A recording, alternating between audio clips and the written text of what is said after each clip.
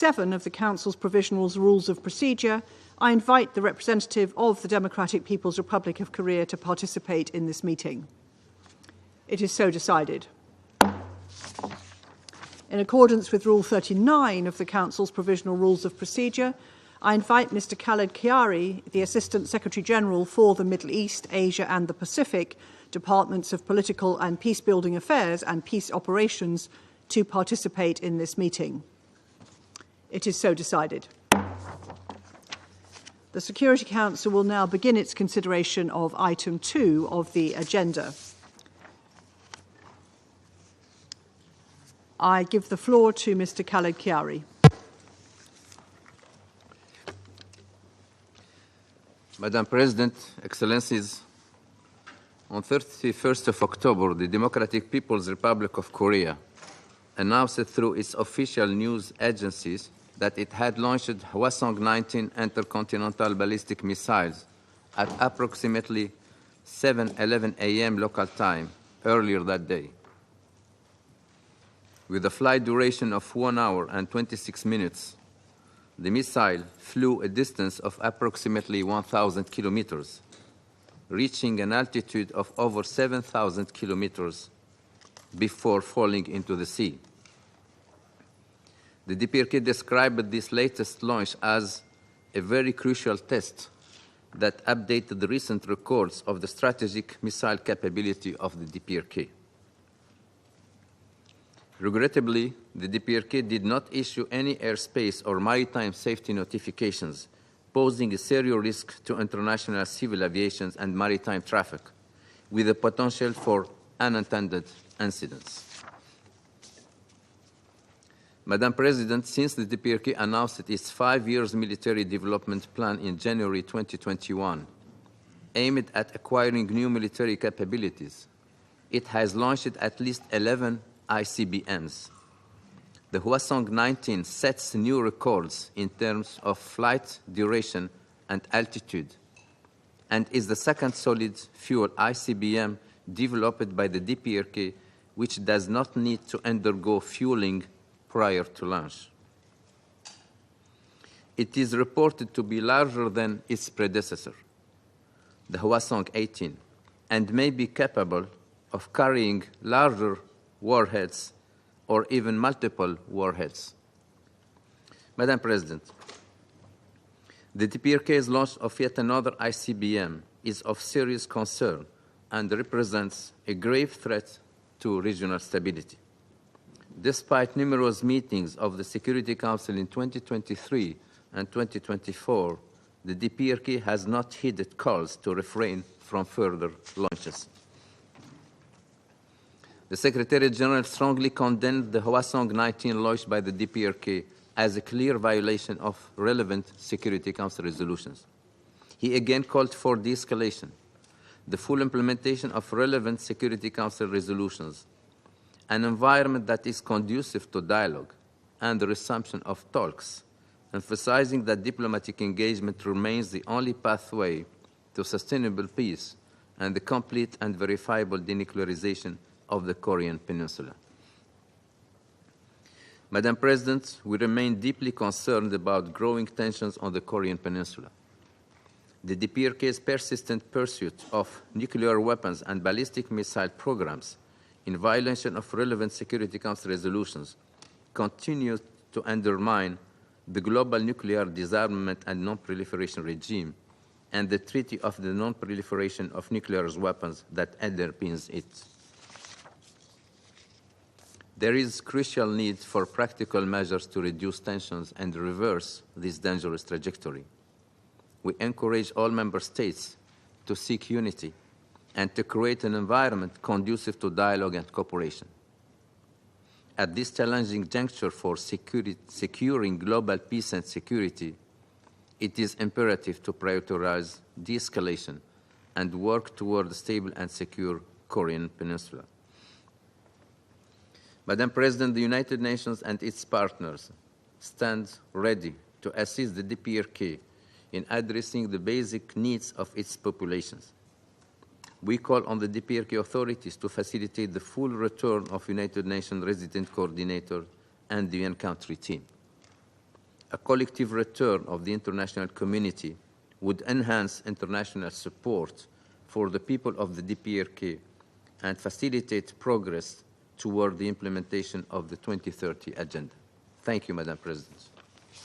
I thank Mr. Chiari for his briefing, and I now give the floor to those council members who wish to make statements. I give the floor to the representative of the United States. Thank you, Madam President. And may I just say, before beginning, I want to congratulate you on assuming the presidency, and please know that my delegation looks forward to working with you closely as you carry out your duties. I want to thank you, Assistant Secretary General Chiari, for your briefing. The United States condemns in the strongest possible terms the DPRK's October 30 launch of an intercontinental ballistic missile in direct violation of multiple UN Security Council resolutions. The DPRK continues to advance its unlawful ballistic missile program and has now launched well over 100 ballistic missiles since the beginning of 2022. Each of these tests is a flagrant violation of UN Security Council resolutions. Each test informs the DPRK of its capability gaps and allows Pyongyang to further advance its weapons programs.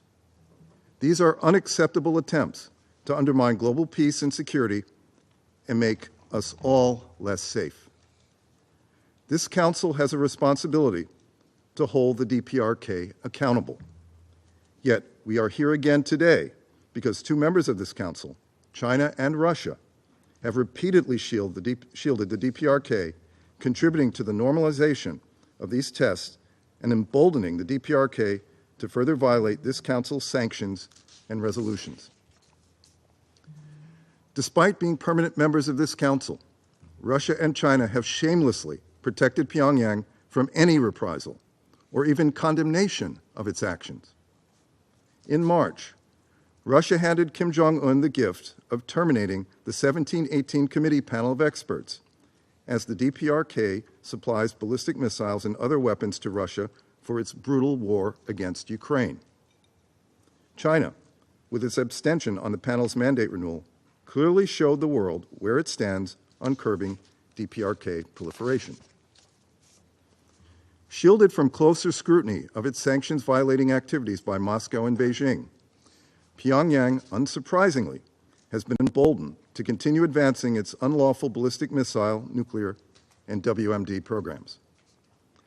But Russia's willingness to openly violate this Council's sanctions resolutions and to jeopardize international peace and security knows no bounds, as Russia is unlawfully training DPRK soldiers in its territory. The DPRK has sent some 10,000 soldiers to Russia. Russian forces have trained these DPRK soldiers in artillery operations, UAV operations, and basic infantry operations. DPRK soldiers receiving or providing any training or other assistance related to the use of ballistic missiles or other arms is a direct violation of Security Council resolutions 1718, 1874, and 2270. These latest egregious acts come as Russia and the DPRK continue to violate these same resolutions by transferring lethal DPRK weapons to Russia. Weapons Russia has used against Ukraine, including against civilian targets. We have not yet seen DPRK soldiers deploy into combat against Ukraine's forces, but we expect them to do so in the coming days. The nature of the training Russia is providing to these forces, to include trench clearing, indicates Russia intends to use these forces in frontline operations. If these troops engage in combat or combat support operations against Ukraine, they would render themselves legitimate military targets. And let's be clear, if DPRK soldiers do enter into combat, this would demonstrate Russia's growing desperation in its war against Ukraine. It would also demonstrate an unprecedented level of direct military cooperation between Russia and the DPRK, with security implications in Europe as well as in the Indo-Pacific. All members of this Council used to consistently condemn the DPRK's serious and intensifying threat to international peace and security. All members of this Council used to be fully committed to upholding the Security Council resolutions that seek to safeguard international peace and security. But China and Russia now block the Security Council from speaking against the DPRK's behavior. These recent developments threaten us all. Colleagues, all member states have an obligation to faithfully implement the legally binding measures under Security Council resolutions. To my Russian and Chinese colleagues, it is time to stop obstructing and rejoin the rest of us in voicing a united and clear denunciation of the DPRK's behavior, to call on all UN member states to fully and faithfully implement Security Council resolutions, and to work together to prevent the DPRK's procurement activities and revenue flows supporting its unlawful WMD and ballistic missile programs. Colleagues, in response to recent developments, the United States introduced a press statement which sought to condemn DPRK's intercontinental ballistic missile in direct violation of this Council's resolutions. It is unfortunate that Russia and China could not join us in voicing a united denunciation and to uphold the Council's legally binding measures that seek to safeguard international peace and security. Thank you, Madam President. I thank the representative of the United States for their statement, and I now give the floor to the representative of France. Madame la Présidente, Madam je President, remercie Monsieur Chiari I pour thank son Mr. Chiari exposé. for his briefing. Le 30 octobre dernier, 30th of la October, Corée du Nord a North procédé Korea au lancement d'un proceeded missile with the balistique de launch portée of an intercontinentale. intercontinental range ballistic Celui-ci missile. aurait This atteint une missile, altitude it supérieure à seems, reached an 7600 altitude km greater than avant de s'abîmer 7,600 en mer kilometers before au large du crashing into Japon. the sea off the coast of La Japan. France condamne ce tir, France condemns comme l'a this fait le launch secrétaire général as des the Nations United Unies. Nations Secretary Nous General has assurons la done. Corée du Sud et le Japon We de notre assure pleine South Korea and solidarité Japan face of à our cette full nouvelle solidarity in the provocation. face of this new Ce provocation. tir vient s'ajouter à une longue This série de launch violations comes des on top of a long résolutions de series ce of Conseil. violations of this Council's Depuis 2022, la resolutions. Corée du Nord s'est Since livrée à 2022, plus de North 100 Korea has lancements de engaged missiles in more than balistiques, 100 launches of dont ballistic plusieurs de portée missiles, several of which were intercontinentale, et elle a intercontinental placé in en range orbite un satellite and has militaire put en a military utilisant des satellite in technologies orbit balistiques. using ballistic Dans le technology. même temps, elle At n'a the same cessé de time, durcir sa it rhétorique has nucléaire. hardened its En nuclear septembre rhetoric. 2023, In September elle inscrivait dans sa 2023, constitution it la enshrined in its détention de l'arme constitution nucléaire. the Le possession régime of nuclear nord-coréen s'est weapons. vanté que The le North lancement Korean du 30 octobre regime avait démontré boasted au that the monde 30th of le October caractère launch irréversible de ses proved to the progrès world dans la the mise au point irreversible nature de of its vecteurs progress in the d'armes development nucléaires. of nuclear weapons Dans ces delivery conditions, systems. qui peut In these prétendre, comme l'a fait circumstances, le ministre who russe des can Affaires claim, as the étrangères, Russian foreign que minister la did, that dénucléarisation de la the Corée du Nord serait denuclearization une of question North Korea close? is a closed Depuis issue? des mois, For la months, Russie accorde à la Corée du Russia Nord une has couverture been diplomatique providing North Korea with en diplomatic échange de cover son in soutien exchange pour for poursuivre its sa guerre support d'agression in contre continuing l'Ukraine. its war of aggression Des against missiles Ukraine. balistiques nord-coréens ont North déjà Korean été ballistic livrés à la missiles have Russie et already been utilisés en delivered to Ukraine Russia and en used in violation des Ukraine résolutions de in ce violation Conseil. of the resolutions Nous of sommes this Council. préoccupés We are par le récent concerned by déploiement the en recent Russie de deployment in troupes Russia of nord-coréennes. North Korean Il troops. représente une escalade This dans le represents soutien de an la Corée du Nord à escalation in North l'agression Korea's de la Russie. support for Russia's La France aggression. rappelle que toute France recalls that participation de any soldats nord-coréens participation à une of guerre North Korean d'agression contre soldiers un in a État war of souverain aggression against a serait sovereign une state violation du droit would constitute a international violation of et international de la law Charte des Nations and of the Unies. United Nations Charter. En échange de ce soutien, la In Russie offre exchange for this impunité et support, Russia is assistance à la Corée offering du Nord dans le impunity and développement de ses assistance to North programmes Korea in illégaux. the development of its Elle a illegal opposé programs. son veto It au renouvellement vetoed du the groupe renewal d'experts du of comité the panel of 17-18 experts qui of the travaillait depuis plus de 17-18 15 ans committee sur les that has been violations des working for sanctions more than établies par 15 ce years on Conseil. violations of Nous the ne pouvons sanctions que nous established by inquiéter this des Council. autres We cannot help contreparties but worry que about Pyongyang what pourrait else demander Pyongyang could en ask matière de for in coopération exchange militaire et in the area technologique. of military and Il est technological de la cooperation. It responsabilité is de la Russia's Russie de mettre fin responsibility dès à présent à ce to right rapprochement away put an militaire end to this illicite et de illicit ne pas military détourner, ne rapprochement pas se détourner and de ses to not responsabilités de membre deviate permanent from du its Conseil de responsibilities sécurité. as a permanent Le member of the renforcement des Security programmes Council. nucléaires et Strengthening balistiques the nord-coréens North Korean menace ballistic and la nuclear stabilité de la programs péninsule is a threat nord-coréenne to the stability of the North Korean Peninsula. fragilise le régime international de non-prolifération, weakens the met international en cause la paix non-proliferation et la sécurité regime, internationale. and it Nul n'y a undermines intérêt. international peace and Madame la security, and Présidente, nobody la France needs appelle une that. nouvelle Madam fois President, la Corée du once Nord again, et France l'ensemble calls des upon États North membres des Korea Nations and all Unies the à United se Nations member conformer aux states obligations to édictées par comply la with the résolution du obligations Conseil de established in sécurité. Security Council Elle demande à la resolutions. Corée du Nord de cesser We ses actions call upon North Korea déstabilisatrices, to end its de destabilizing s'engager actions enfin dans la and voie du dialogue at en long vue last d'une to take the path of dénucléarisation dialogue with a complète, view to the complete, irréversible et irreversible and vérifiable, et à verifiable donner la priorité au bien-être de sa denuclearization and to population prioritize the plutôt qu'au well-being of its développement de son population arsenal rather than the nucléaire, development of its en nuclear accélérant arsenal la by réouverture de ses accelerating the frontières et le reopening retour of des its acteurs borders and the humanitaires. Je return vous of remercie. humanitarian actors. Thank you. I thank the representative of France for their statement, and I now give the floor to the representative of Japan. Thank you, Madam President. I congratulate your assumption of the presidency of the Security Council this month. And also, I thank you for convening this critical meeting requested by 7 Council members, including Japan. And I also thank ASG Carey for the briefing. I must begin with our strong condemnation of yet another launch of an ICBM-class missile by North Korea in violation of multiple Security Council resolutions. The latest ICBM is estimated to have landed in the waters near Japan, around only 200 kilometers from the island of Hokkaido. This ICBM launch is more threatening than ever, as it reached a height of over 7,000 kilometers and a flight time of about 86 minutes, the highest and longest length trajectory of any missile that North Korea has launched to date. Also, its estimated range capability of 15,000 kilometers covers 3/4 of the globe. This launch has deteriorated the not only regional but the entire global security situation even further, and has brought the gravest threat yet from North Korea to all citizens of the region and beyond. I reiterate the launches of ballistic missiles by North Korea are undermining the international peace and security that the UN Charter has given this Council the primary responsibility to maintain. I urge all Council members to reaffirm our commitment to the Charter, the supreme instrument of the world peace, and to express a united and strong response to this unprovoked incident. Madam President, let me take this opportunity to stress the fact that North Korea continues to develop its unlawful nuclear and ballistic missile programs, unabatedly violating Security Council resolutions.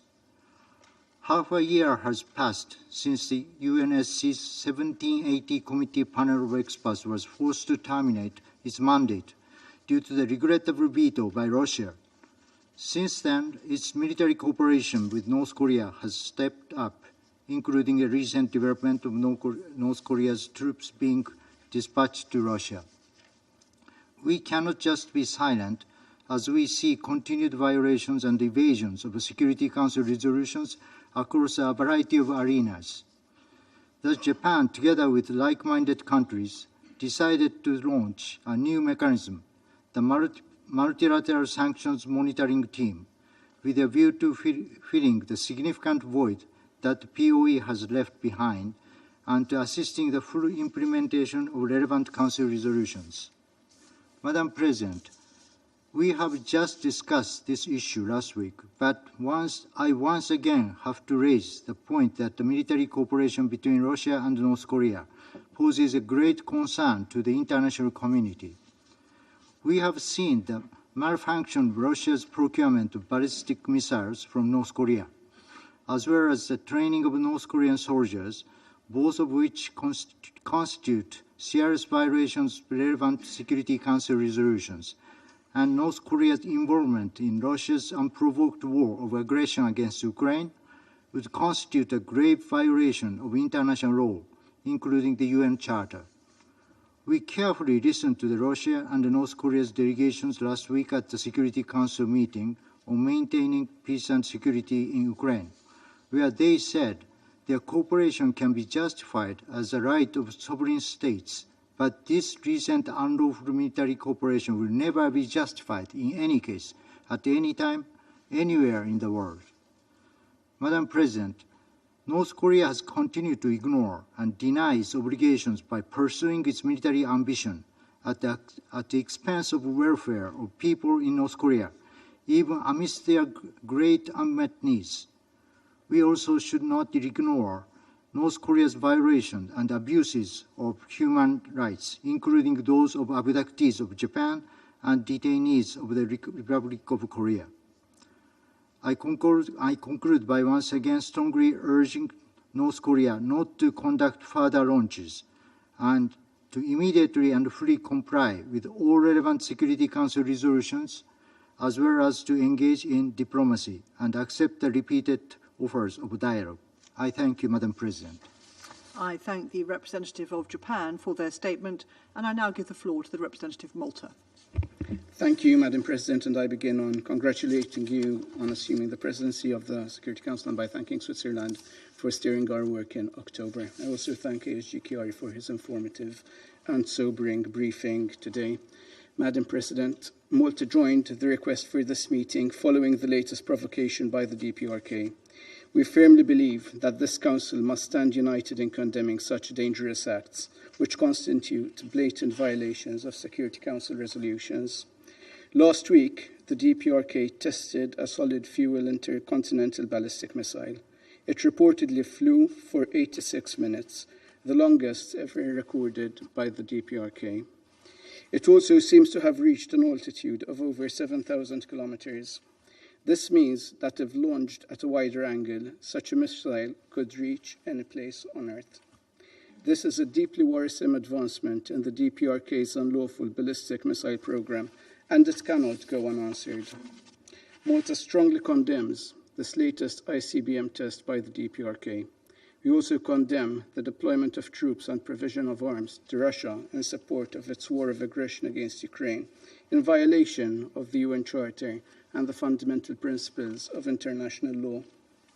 Such actions are also in violation of multiple Security Council resolutions and pose a grave threat to peace and stability in the peninsula and beyond. When Council members came together to collectively tackle this grave threat to non-proliferation, a comprehensive set of sanctions was put in place. In contrast, the latest developments demonstrates that the Council's inaction emboldens the DPRK. Earlier this year, the mandate of the 1718 Committee panel of experts was terminated. Since then, the DPRK's dangerous actions have gone unchecked. Although the panel is gone, nevertheless, sanctions remain in place and must continue to be fully implemented by all member states. Any transfer of weapons, ammunition, and related technology to and from the DPRK is illegal and must be condemned. Once more, we urge the DPRK to cease its unlawful and dangerous behavior, engage in meaningful dialogue, and immediately comply with its obligations under Security Council resolutions. It must completely, verifiably, and irreversibly abandon its nuclear and ballistic missile program and return immediately to the full compliance with the NPT as a non-nuclear weapon state. Madam President, it is regrettable that the DPRK continues to prioritize its military build-up over the well-being of its people. Not only is its unlawful WMD program developed and accelerated through grave human rights violations, but the regime's scarce resources are being diverted from addressing the real needs of the population. Malta remains deeply concerned about the dire humanitarian situation in the country, with over 10 million people in need of assistance. We commend the work of the 1718 Committee, which aims to curb the DPRK's military ambitions while addressing the humanitarian needs of the population by establishing a mechanism for granting humanitarian exemptions. We reiterate our call on the DPRK to allow the UN and other agencies into the country to provide much-needed humanitarian assistance. To conclude, Madam President, we once again reaffirm the need for a comprehensive and lasting peace in the Korean Peninsula. To achieve this, the Council must be united and send an unequivocal message to the DPRK. I thank you, Madam President. I thank the representative of Malta for their statement, and I now give the floor to the representative of the Republic of Korea. Thank you, Madam President. I also thank ASG Mr. Chiari for his briefing. Colleagues, we gather once again in this chamber after we discussed DPRK's dispatch of troops to Russia last week. Then we expressed our serious concern and called on Russia and DPRK to stop illegal military cooperation. However, our repeated calls for restraint were once again ignored by Pyongyang. North Korea launched another ICBM right after our meeting last Wednesday. Its intention could be to distract the world's attention from its troops in Russia, demonstrate themselves as larger than life, or gain diplomatic leverage amid the U.S. presidential election. Regardless of the intention, it was clearly an attempt to advance its missile technology, which makes the launch another flagrant violation of multiple Security Council resolutions. The Republic of Korea condemns it in the strongest possible terms. Madam President, with its new solid fuel ICBM, the so-called Hwasong-19, the DPRK broke the record of its previous ICBM launches in terms of flight time, 86 minutes, and apogee, about 7,700 kilometers. Kim Jong-un himself oversaw the launch at the site and said that, I quote, "The DPRK will never change its policy of strengthening its nuclear forces," unquote. This launch once again raises a fundamental question.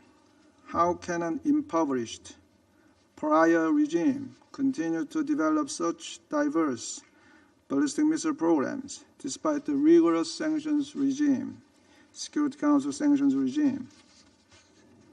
The answer is that there must be large loopholes enabling the DPRK's access to the equipment, materials, and technology necessary to advance its WMD programs. Some may point out that the DPRK's nuclear and ballistic missile program is an exemplary case of the Security Council's failure. However, it is indeed a textbook case which demonstrates what the world will face when member states do not fully implement Security Council resolutions. Madam President, upon joining the Security Council last January, we proposed to update the prohibited items lists related to the NSG, Nuclear Suppliers Group, and MTCR, Missile Technology Control Regime, pursuant to Resolution 2087 and 2094, which had been neglected for the past several years. The lists are directly aimed at curbing North Korea's WMD program. It doesn't impose additional sanctions. However, after months of deliberations, the 1718 committee failed to update the lists due to the opposition by 2 permanent members of the Security Council. This is a good example of how large loopholes are created in the DPRK sanctions regime. Madam President, we already saw Russia dissolve the 1718 committee panel of experts. Then we also heard the Russian foreign minister saying that he considers the denuclearization of the DPRK to be a closed case. I have a very simple question. Cui bono? Obviously, it is the DPRK and Russia who have been continuing their illegal arms deals. The DPRK is the only country that has conducted nuclear tests this century, not once, but already 6 times. It is also the only country that abused the NPT regime by joining, then violating the treaty from within, and then announcing its withdrawal from the treaty. And no other UN member states rejected Security Council resolutions so shamelessly as the DPRK. Once the NPT regime begins to erode and ultimately collapses, it will be extremely difficult to restore it. The repercussion will have a deep and lasting impact on international peace and security, and the permanent members of the Security Council will not be immune to it either. In this regard, we would like to bring to the attention of other member states that the MSMT, Multilateral Sanctions Monitoring Team, a newly established multilateral mechanism to replace the 1718 Committee panel of experts will assist the full implementation of UN sanctions on the DPRK by monitoring and reporting violations thereof.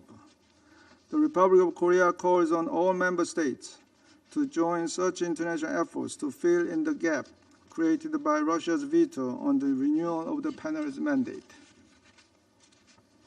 Madam President, since I'm sure that the DPRK representative will soon repeat the erroneous and misleading arguments underpinned by the so-called DPRK's security dilemma caused by the US and ROK, let me shed some light on the fallacies of that groundless narrative often echoed by the DPRK and its few friends. The reality that North Korea has faced for a long time is, in fact, not a security dilemma, but the regime survival dilemma. It is about the constant struggle to sustain the family dynasty spanning through 3 generations. Pyongyang goes to great lengths, taking extreme and draconian measures to keep afloat the world's most bizarre dictatorship, fully aware that it is ultimately unsustainable. That is why the DPRK constantly instills the fear of the outside and imposes the worst totalitarian ideology on its own people, while simultaneously isolating itself from the outside world. To that end, the regime has to fabricate and reinforce anti-US, anti-ROK narratives, and relentlessly develop nuclear weapons to take on the far more advanced opponents. Recently, we see more desperate and dangerous moves by Pyongyang. Earlier this year, the DPRK leader, Kim Jong-un, redefined the ROK, its fellow nations sharing the same culture, heritage, and language for thousands of years, suddenly as a foreign state overnight. Last month, they completely cut off the existing railways and roads linking the South and North by detonating them. We know why. The regime has always feared direct contact with the outside world, in particular its neighboring free and prosperous fellow nation. It fears what will happen if North Koreans continue to compare themselves with their brothers and sisters in the South. And now, the desperate DPRK is demanding more sacrifices from its own people by dispatching troops to Russia. The North Korean foreign minister even referred to Russia's invasion of Ukraine as a just and holy war during her visit to Moscow last week. The union of these 2 desperate nations is exceptionally alarming, especially as they repeatedly disregard the UN Charter, violate the Security Council resolutions, and even possess nuclear weapons. The international community, including the Republic of Korea, stands ready to help the DPRK. But without solving its own regime survival dilemma, the DPRK cannot extricate itself from the abyss. Provocations and the pursuit of nuclear and ballistic missile programs will only aggravate Pyongyang's hardship and dilemma. Pyongyang's friends must help the DPRK help themselves. Thank you, Madam President. I thank the representative of the Republic of Korea for their statement, and I now give the floor to the representative of Switzerland. Merci, Madame la Présidente. Nous remercions le sous-secrétaire général Chiari pour son exposé et saluons la participation de la République populaire démocratique de Corée à nos délibérations. La Suisse condamne le lancement d'un missile balistique de portée intercontinentale, apparemment de nouveau type, qui serait capable de transporter de multiples ogives nucléaires. Le développement et l'opérationnalisation continue de vecteurs nucléaires par la RPDC représentent franchement conjointement avec son programme nucléaire, une menace pour toute la communauté internationale. Ce test s'inscrit dans une situation sécuritaire tendue et la Suisse est préoccupée par le risque d'escalade inhérent à un tel acte. L'emploi d'armes nucléaires provoquerait des conséquences humanitaires catastrophiques. Nous devons renforcer nos efforts en faveur de la non-prolifération, du désarmement et du maintien du tabou nucléaire. Face à ces défis répétés, nous ne saurions fléchir de notre devoir collectif. C'est pourquoi ce Conseil doit assumer ses responsabilités. Je tiens à en souligner trois aspects. Premièrement, ces tirs sont une violation de résolutions juridiquement contraignantes du Conseil de sécurité et donc du droit international. Il est ainsi de notre devoir collectif de condamner les essais de missiles balistiques de la RPDC. Celle-ci est tenue de mettre en œuvre ses obligations en vertu des résolutions de ce Conseil, ainsi que de prendre des mesures concrètes en vue d'abandonner ses armes nucléaires, ses missiles balistiques et ses programmes connexes de manière complète, vérifiable et irréversible. Nous rappelons que si les obligations découlant des résolutions valent en premier lieu pour la RPDC, ces dernières s'appliquent également à tous les autres États qui sont tenus de mettre en œuvre de manière effective les sanctions de ce Conseil. À ce titre, nous sommes profondément préoccupés par les rapports faisant état de possibles violations graves des résolutions de ce Conseil par la Russie que nous avons évoquées la semaine dernière. Deuxièmement, la population de la RPDC ne doit pas être laissée pour compte. Les violations graves et systématiques des droits de l'homme et l'impunité des auteurs doivent cesser. Il existe un lien entre le programme nucléaire et certaines violations de ces droits et le Conseil devrait examiner de quelle manière il pourrait aborder davantage ce lien. Nous saluons les signes d'assouplissement des lourdes restrictions mises en place par la RPDC en lien avec la pandémie. Ces restrictions ne doivent plus être un obstacle majeur à l'assistance humanitaire. L'ouverture des frontières de la RPDC doit aller de pair avec un accès rapide, sûr et sans entrave de l'aide humanitaire. Pour y parvenir, l'entrée en RPDC du personnel international est essentielle. Troisièmement, le Conseil et les Nations Unies dans leur ensemble ont un rôle important à jouer afin d'encourager le dialogue, la désescalade et la recherche de solutions diplomatiques. Il existe une volonté de mener un dialogue avec la RPDC ainsi que de soutenir ces efforts de dialogue et nous saluons toute tentative d'échange entre les parties ainsi que between the parties and any de-escalation measures on their part. We encourage recourse to the Secretary General's good offices and call on the DPRK to engage in constructive dialogue with the Council and the UN system. Madame President, disarmament and nuclear non-proliferation have always been a priority for the UN and this Council, and in the framework of the Compact for the Future, we have all committed ourselves to strengthening them and preventing any erosion of existing international norms. We must not fail in this task. To find a political solution, the Council must break its silence. To be effective, any call for dialogue must be founded on a unified stance. Switzerland encourages and supports all efforts in this direction. For its part, Switzerland will continue its commitment within the Council, the Sanctions Committee, and on the ground to a denuclearized and peaceful Korean Peninsula. Thank you. I thank the representative of Switzerland for their statement, and I now give the floor to the representative of Guyana.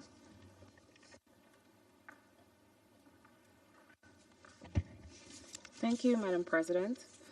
I thank Assistant Secretary General Khalid Kiari for his briefing and welcome the participation of the representative of the Democratic People's Republic of Korea in this meeting. Guyana condemns the ongoing violations of UN Security Council resolutions. We remain alarmed by the continued launches of ballistic missiles by the DPRK in violation of relevant Security Council resolutions, including the recent launch of an intercontinental ballistic missile on the 30th of October.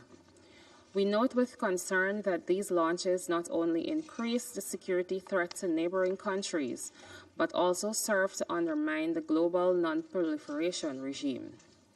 Madam President, We have seen in recent months the catastrophic consequences following escalations of tensions in other regions and underscore the need to avoid a similar situation occurring on the Korean Peninsula and the region at large.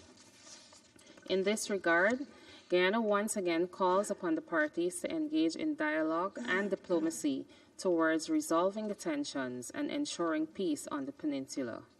We urge the government of the DPRK to comply fully with all Council resolutions and to abandon its ballistic missile program, along with all other existing weapons of mass destruction in a complete, verifiable, and irreversible manner. Guyana remains firm in its conviction that the only way to prevent the use or threat of use of nuclear weapons is through their total elimination. We reiterate our belief that the denuclearization of the Korean Peninsula is key to achieving this objective and is critical for the furtherance of international peace and security. Allow me to conclude by reaffirming Guyana's firm commitment to the implementation of the Security Council resolutions relating to the DPRK, including through support for the work of the 1718 Sanctions Committee. I thank you. I thank the representative of Guyana for their statement, and I now give the floor to the representative of Mozambique. Thank you, Madam President. I wish to start by thanking the United Kingdom's presidency for convening this briefing and extend our appreciation to the United States, France, Japan, Malta, Republic of Korea, Slovenia, and UK for requesting this session. I also wish to thank Mr. Khaled Kiari, Assistant Secretary General for Middle East, Asia, and the Pacific for his comprehensive briefing on the topic under consideration. We acknowledge the presence of the representative of the Democratic People's Republic of Korea at this meeting. Madam President, the complex dynamics of the situation on the Korean Peninsula necessitates careful and measured actions. We must emphasize that any unilateral measures and inflammatory rhetoric will only serve to escalate tensions. The latest developments and reports indicate that the Democratic People's Republic of Korea has conducted a test launch of an advanced new intercontinental ballistic missile, achieving unprecedented altitude and flight duration compared to previous launches. Subsequently, the United States, South Korea, and Japan have conducted trilateral military exercise to demonstrate their preparedness and determination to address North Korea's advancing missiles programs. These concerning developments have prompted increased scrutiny and condemnation from the international community, further escalating regional tensions.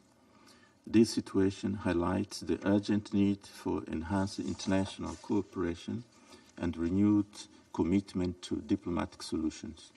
In this context, Mozambique urgently calls for and encourages genuine dialogue and mutual understanding among the parties to reduce tensions and build trust, essential for achieving lasting stability in the Korean Peninsula and the broader region.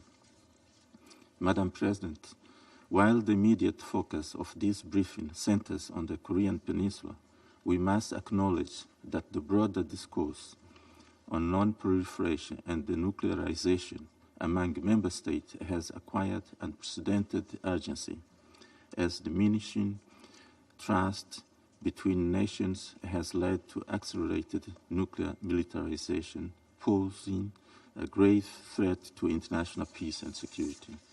The Treaty on Non-Proliferation of Nuclear Weapons remains the fundamental framework for global efforts to prevent the nuclear weapons proliferation and advanced disarmament objectives. The potential of nuclear weapons and the devastating consequences of nuclear war remain unequivocally clear to the international community. To this end, it is imperative to comprehensively address the underlying political, security, and humanitarian dimension through diplomacy and constructive dialogue while remaining cognizant of the legitimate security concerns of all parties. The ultimate goal of complete denuclearization requires genuine and sustained engagement from all parties. We therefore hope that diplomatic efforts will gain traction and ultimately yield enduring peace in the Korean Peninsula and beyond. The Security Council and its members should play a crucial role in facilitating this process. I thank you, Madam President. I thank the representative of Mozambique for their statement, and I now give the floor to the representative of Ecuador. Thank you, President, and we are grateful to ASG Chiari for his informative briefing. Ecuador condemns the recent launch of an intercontinental ballistic missile by the Democratic People's Republic of Korea, as did the Secretary General and the vast majority of the international community. My delegation stands in solidarity with the peoples of the Republic of Korea and Japan, given the risks they are facing with these types of launches. This most recent launch, given its duration and trajectory, confirms an improvement in the DPRK capacity in the development of ballistic missiles. This is alarming. Ballistic missile tests represent a serious threat to international peace and security. Moreover, they are a clear violation of multiple Security Council resolutions, including Resolutions 1718, 1874, and 2397. They are completely unjustifiable, and they must not become a common occurrence. This Council cannot remain indifferent in the face of these provocative acts which threaten regional and international stability. Ecuador has seen how this issue has been dealt with over the past 2 years, and we note a lack of consistency and a lack of unified voice within this Council in what must be a rejection of non-compliance with its resolutions. I therefore respectfully urge those members with greater influence on the DPRK to restore commitment by all parties to avoid exacerbating tensions. Ecuador reaffirms its commitment to the principles of the UN Charter, particularly disarmament and the global nuclear non-proliferation architecture. Complete, verifiable, and irreversible denuclearization of the Korean Peninsula today is more urgent than ever. For that reason, I would conclude by reiterating Ecuador's appeal to the DPRK to abandon its nuclear and ballistic missile programs and to resume the path of cooperation and dialogue in good faith and diplomacy. Thank you, President. I thank the representative of Ecuador for their statement, and I now give the floor to the representative of Sierra Leone. Thank you, Madam President. Let me also thank Mr. Khaled Kiari, Assistant Secretary General for the Middle East, Asia and the Pacific, for his concise briefing. We welcome the participation of the representative of the Democratic People's Republic of Korea in this meeting. Sierra Leone is concerned about the Democratic People's Republic of Korea's recent launch of an ICBM, the Hwasong-19, with a capability and range that poses serious regional and global security threats. The fact that the missile went higher in altitude and flew longer for a total of 86 minutes, more than any previous attempt, is also deeply concerning. Additionally, statements by the DPRK state officials are especially troubling, including by the head of state, referring to the weapon as its final and ultimate ICBM, quote-unquote, and that, quote-unquote, the DPRK will never change its line of bolstering up its nuclear forces. The current situation in the Korean Peninsula remains highly volatile, with potential for further escalation. The DPRK's long-range missile and nuclear programs continue to pose serious challenges to peace and security in the region. We continue to urge the DPRK to refrain from further escalatory measures and to engage in constructive dialogue aimed at de-escalation. The international community should remain committed to upholding peace and security in the region. We call upon all parties involved to prioritize diplomatic efforts and to work collaboratively towards a lasting resolution that addresses the underlying tensions. We also call on states with influence to engage DPRK authorities on working towards solutions for lasting peace in the Korean Peninsula. Sierra Leone is of the firm view that a strong and unified Council response to the latest missile launch will reinforce our commitment to denuclearization and a peaceful resolution of conflicts, particularly in the Korean Peninsula. We stand ready to support all diplomatic initiatives and encourage the DPRK to engage bilaterally and multilaterally to unequivocally commit to transparent, complete, verifiable, irreversible, and non-discriminatory nuclear disarmament. The DPRK's blatant disregard and open violation of Security Council resolutions and the UN Charter undermines the authority of the organizations and remains a significant challenge for the international community. While efforts over the years have not succeeded in convincing authorities to comply with the global safeguards and de facto international norm against nuclear testing, a strong independent verification mechanism is still necessary to ensure that the DPRK meets its international obligations.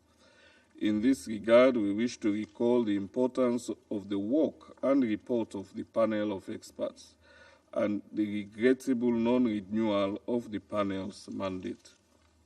We take note of the creation of the multilateral sanctions monitoring team for implementation of the UN Security Council resolutions regarding the DPRK, with the stated goal to assist with the full implementation of UN sanctions on the DPRK by publishing information based on rigorous inquiry into sanctions violations and evasion attempts. Additionally, we reiterate our call for the Comprehensive Nuclear Test Ban Treaty's entry into force, noting its valuable contribution to halting further modernization, an increase in vertical and horizontal proliferation of nuclear weapons, thereby advancing the goal of nuclear disarmament. We conclude, Madam President, by echoing our previous call for the need for a holistic and comprehensive assessment of the nuclear programs of the DPRK, drawing upon the global effort for non-proliferation to promote international peace and security. As Sierra Leone reaffirms its unwavering commitment to the principles of disarmament, non-proliferation, and international peace and security, we reiterate our support for diplomatic efforts towards complete, verifiable, and irreversible denuclearization of the DPRK and the Korean Peninsula. I thank you. I thank the representative of Sierra Leone for their statement, and I now give the floor to the representative of Slovenia. Thank you, Madam President. I also wish to thank Under-Secretary General Chiari for his briefing. Let me make a couple of points on behalf of my delegation. One, Slovenia strongly condemns the October 31st launch of an intercontinental ballistic missile by the DPRK. This is a blatant violation of multiple Security Council resolutions. DPRK has demonstrated numerous times it simply does not care about Security Council actions. a country who illegally developed nuclear weapons and has demonstrated with the latest launch that it can deliver them virtually anywhere in the Northern Hemisphere. This is a clear and provocative threat to peace and security in the region and worldwide. The Security Council resolutions are binding and must be implemented. They are not guidelines that can be unilaterally dropped when they do not fit the contemporary political agenda. DPRK must ensure their implementation, abandon its WMD and ballistic missile programs in a complete, verifiable, and irreversible manner, and cease all related activities. 2. Slovenia is gravely concerned with the trajectory the North Korean non-proliferation issue is taking. Throughout the last year, the situation grew consistently worse. The DPRK showed ever greater disregard for rules and has continued with ballistic missile tests and satellite launches. The work of the 1718 panel of experts was single-handedly put to an end with a veto. Evidence of DPRK origin ballistic missile use in Ukraine surfaced. Deeply concerning statements about DPRK's nuclear status were uttered. And to top everything off, reports of DPRK troops deployment to Europe emerged. We desperately need a change of course. It would be too easy to point a finger just at one member of this Council, whose actions have been particularly damaging to the situation. However, I'm looking at all the Council members here. It is our collective responsibility to uphold international peace and security, and DPRK's activities are clearly undermining it.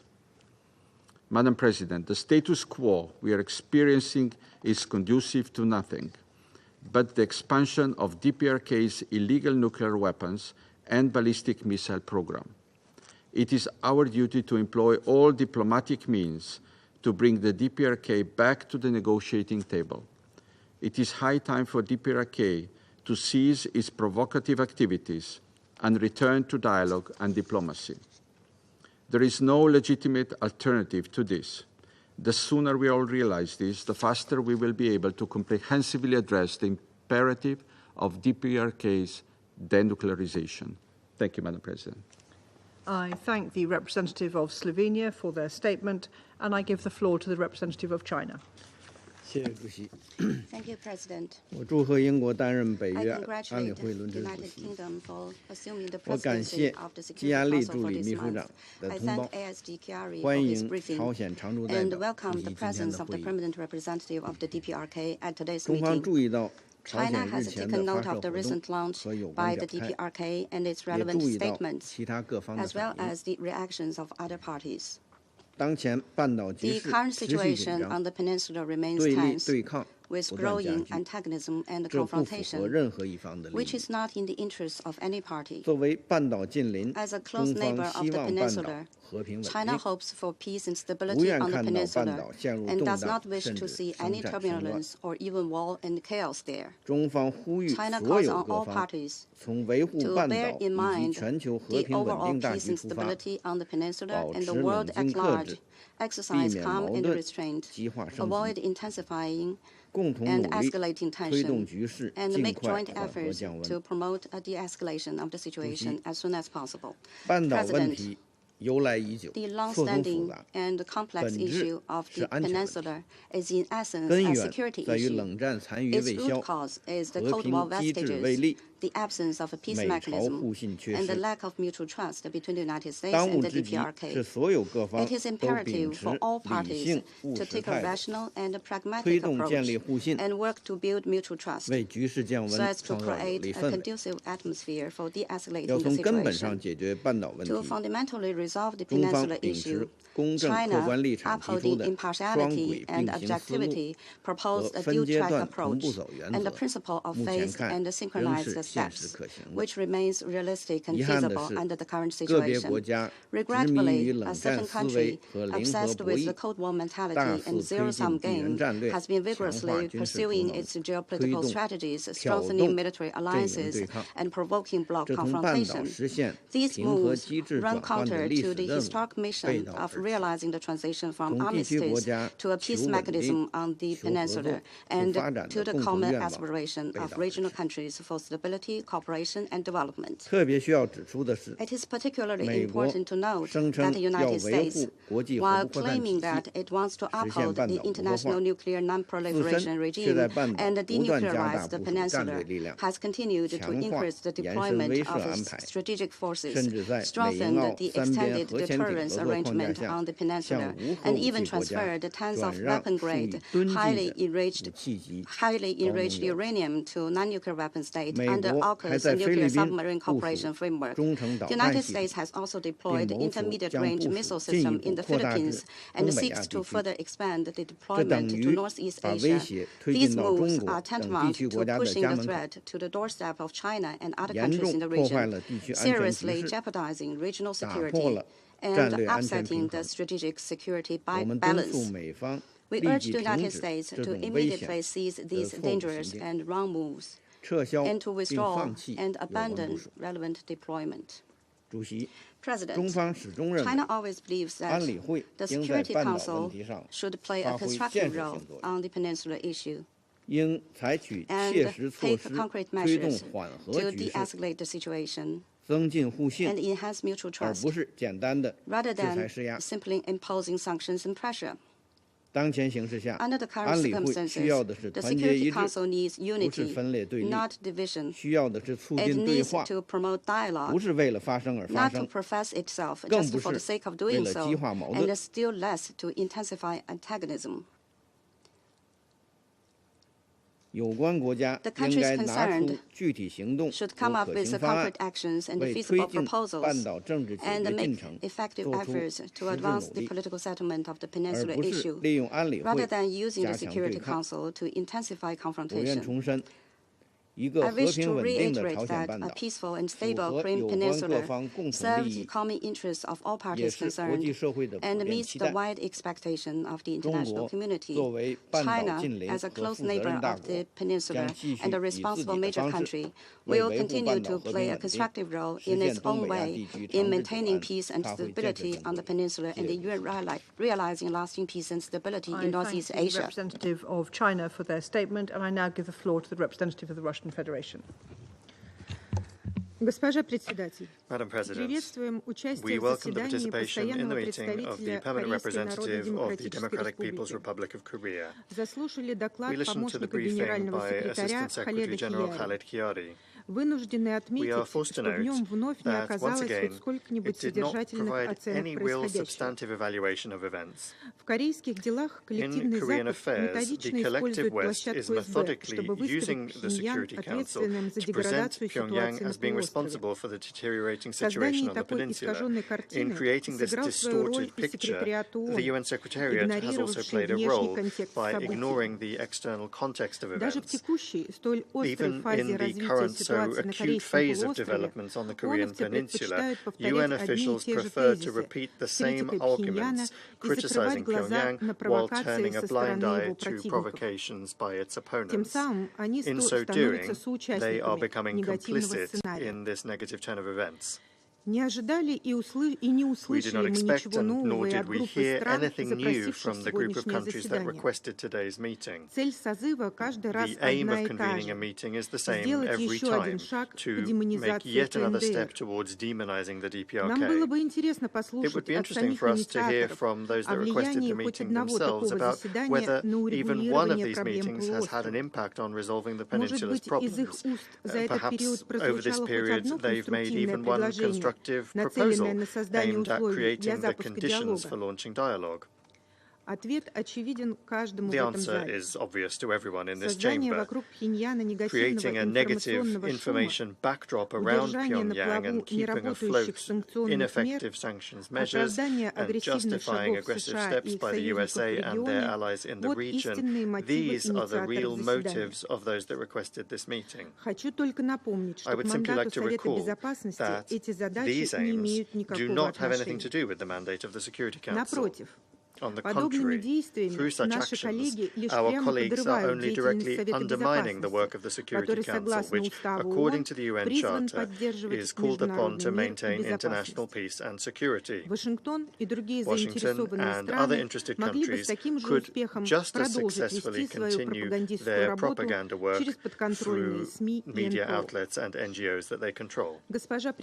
Madam President, the missile tests that caused such upset in Washington, Tokyo and Seoul take place not on a blank slate, not in the infamous vacuum. They cannot be considered separately from the aggressive plans of the Americans and their satellites in the region, namely from the large-scale military maneuvers accompanied by the deployment of American strategic potential, joint nuclear planning by the USA and the Republic of Korea, with the rehearsal of nuclear strikes on the territory of the DPRK, and building the Washington-Seoul-Tokyo military political triangle. Let's look at the actions of the USA and their allies in Northeast Asia just in the past few weeks. On the 28th of October, they launched the unprecedentedly large military exercises of the air forces of the USA, Australia, and the Republic of Korea entitled Freedom Flag. These maneuvers involved hundreds of aircraft, ground forces, Marines, and special forces. In parallel, in the Republic of Korea, large-scale exercises of the National Armed Forces entitled Hoguk are continuing with the involvement of American military units. From the south, in the direction of the DPRK, dangerous provocations continue to be carried out with the use of military drones that in the past 3 months have carried out more than 230 sorties into North Korean airspace in violation of the country's sovereignty. These aggressive measures are being carried out in addition to the now regular exercises under the names Freedom Shield and Freedom Edge. It's worth remembering that these maneuvers consistently practice scenarios of a hypothetical armed conflict involving the use of nuclear weapons, as well as the physical elimination of the DPRK's leadership. In addition to military campaigns, Pyongyang's opponents are continuing to exert incredible political and economic pressure on it in violation of the UN Charter. For long years, illegal Western unilateral sanctions have directly worsened the situation of ordinary people. The Council's restrictions are frozen in time and do not reflect the peninsula's problems. All of the proposals from Russia and China to update Security Council measures were repeatedly rejected, and they continue to be rejected because they do not correspond to American interests vis-à-vis the steady suffocation of Pyongyang. We regret that our long-standing friends and partners in Seoul are steadily losing their independence under pressure from Washington, and thus they're dealing a blow to their own national interests. By all accounts, they have also begun to be drawn into Washington's dangerous ventures to increase the supply of Western weaponry to Kiev, which, in light of its military losses, is very much in need of this. It's telling that it was specifically the subject of Ukraine that was one of the main subjects addressed during the consultations of the US, Japan, and South Korea's national security advisors on the 25th of October in the Camp David format. It seems that while conducting an aggressive policy on the Korean peninsula, the Americans are at the same time achieving their aim to mobilize allies against Russia. That says a great deal about the US's real motives vis-à-vis the sub-region. We call upon the South Korean colleagues to think twice and not go down a dangerous path that won't lead anywhere good for Seoul. Particularly since, according to South Korean surveys, a confident majority of the country's population don't support sending arms to Ukraine. Madam President, the policy of creating managed tension on the Korean Peninsula is presented by the authorities in Washington as routine activities to ensure the security of the USA and their allies. However, the American authorities don't want to acknowledge the simple truth that the security of one state cannot be ensured to the detriment of the security of another state, neither in Europe nor in Asia. The DPRK's leadership has every right to take steps to ensure the security and sovereignty of their country. The 19th of June Treaty on Comprehensive Strategic Partnership between our countries is supposed to play a stabilizing role in the region on the basis of the principle of the indivisibility of security, as well as to lower the risk of the repeat of war on the peninsula, including one involving the use of nuclear means, and become an element in a resilient security architecture in the region. The provisions of the treaty, including Article 4 on mutual support in the case of an armed attack, where necessary, will be fully implemented. The agreement is in line with the UN Charter, and the measures that may be taken to implement it are a matter of Russia-DPRK bilateral relations. Nor do we intend to support imbalanced initiatives in the Security Council that are based on the condemnation of the DPRK or giving it sole responsibility for the worsening crisis on the peninsula.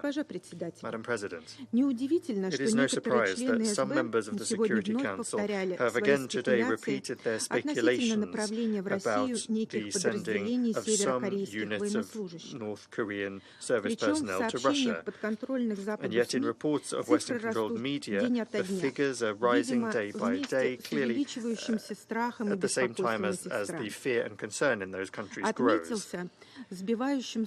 There was also a stunning statement about these reports by the UN Secretary-General. It's surprising that now playing into the hands of Western countries in terms of the internationalization of the Ukraine conflict, he has nevertheless never expressed the same level of concern about the ever-growing list of increasingly long-range Western weapons sent to Ukraine. And discussions about whether or not they can be used to strike deep inside Russian territory, without even mentioning the practice of sending service personnel from the armies of NATO countries into the conflict zone in Ukraine. And that's even though it is well known that there are hundreds, if not thousands, of NATO soldiers there, and not mercenaries, but instructors, officers, people that are responsible for the use of high-precision weaponry or armed drones in the Black Sea. Or has anyone seen statements from the UN Secretariat expressing concern over supplies of American weapons to the area of the Palestinian-Israeli conflict? Western countries are repeating their arguments that that's different. However, do they understand that these glaring double standards and such a brazen show of exceptionalism and high-handedness is clear for all the international community to see? Returning to the situation on the Korean Peninsula, we would once again like to note that the Security Council must fundamentally revise its approaches in order to get the situation out of this dangerous deadlock and not make it worse. We have repeatedly said where we could begin this movement towards normalization, but in order for that to happen, in Western capitals there needs to be a fundamental change in their way of thinking, which in intellectual terms is stuck somewhere in the Cold War era. This is indicated in particular by the attempt of a narrow group of countries to breathe some life into the so-called unified command, which is a stillborn relic of a bygone era. And similarly, there are all sorts of Western-centric gatherings and groupings that are themselves giving themselves regulatory and monitoring functions, including to the detriment of the charter prerogatives of the Security Council. All of this is a demonstration of the chronic flaws of Western colonial policy in Asia, which it must abandon. Thank you. I thank the representative of the Russian Federation for their statement, and I now give the floor to the representative of Algeria. شكرا سيد الرئيس. Thank you, Madam President. أود في البداية أن First, I'd like أتقدم to بخالص express الشكر our للسيد sincere خالد appreciation خياري to على Mr. إحاطته Khaled الكريمة. Khiyari, and we thank him for his كما أرحب briefing. بحضور I would also الممثل like to الدائم welcome the لجمهورية permanent كوريا representative of the الشعبية Democratic People's الديمقراطية. Republic of Korea in this إن meeting. التطورات الأخيرة في شبه The recent الجزيرة الكورية developments in the Korean peninsula تعكس reflect التعقيدات المعاصرة the modern تؤدي complexities تصرفات طرف واحد as the behavior إلى of one تداعيات party تؤثر lead على to الآخرين repercussions that affect others, and where security fears intermingle with humanitarian need, and where the path towards peace grows more and more convoluted. Madam President, the launching of an intercontinental ballistic missile on the 31st of October has caused widespread fears among the international community, and this has deepened tensions in a region that is already clearly fragile and threatened the foundations of the non-proliferation framework. However, it is important to look at the bigger picture. نحو التسلح المتزايد في المنطقة والتحركات العسكرية الواسعة ونشر المعدات الاستراتيجية كلها عوامل تسهم في إشعال حلقة من التصعيد لا تخدم مصالح أي طرف.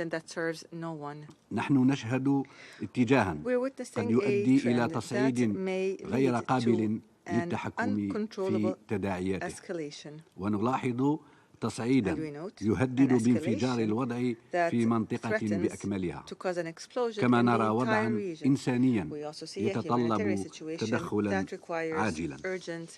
سيد الرئيس، علمنا التاريخ أن النزاعات لها كلفة باهظة، وأن الحوار أيضا يحمل في طياته قدرة على إحداث التحول المنشود. 3 مبادئ رئيسية ينبغي أن توجه مسارنا نحو المستقبل في هذه القضية. أولاً، التصعيد العسكري لن يؤدي إلى الحل المنشود. ثانياً، العقوبات وحدها لا يمكن أن تخلق سلاماً مستداماً. ثالثاً، الحوار مهما بدا صعبا يظل الوسيلة الأقوى لتحقيق الحل. للأسف الواقع الذي نواجهه التوترات العسكرية في تصاعد مستمر، الاحتياجات الإنسانية تتفاقم وتصبح أكثر إلحاحا، القنوات الدبلوماسية غير مستغلة كما يجب، والمدنيون هم من يتحملون العبء الأكبر. يجب أن يتغير هذا الواقع. وفي هذا الإطار ينبغي اتخاذ خطوات عملية تضمن ما يلي. أولاً، يجب على جميع الأطراف العمل على تخفيف التوترات وتقليل الأنشطة العسكرية فوراً في المنطقة. ثانياً، ينبغي استئناف الاتصالات الدبلوماسية وفتح باب الحوار دون شروط مسبقة. ثالثاً، يجب تعزيز القنوات الإنسانية وحمايتها. رابعاً، ينبغي تطبيق تدابير بناء الثقة. خامساً، يجب تأسيس آليات للحوار الإقليمي تشمل كافة الأطراف المعنية. هذه ليست مجرد تطلعات، بل هي متطلبات لتحقيق السلام. السيد الرئيس، لا يمكننا تجاهل البعد الإنساني. كل يوم يمر بدون سلام هو يوم آخر تتزايد فيه معاناة المدنيين.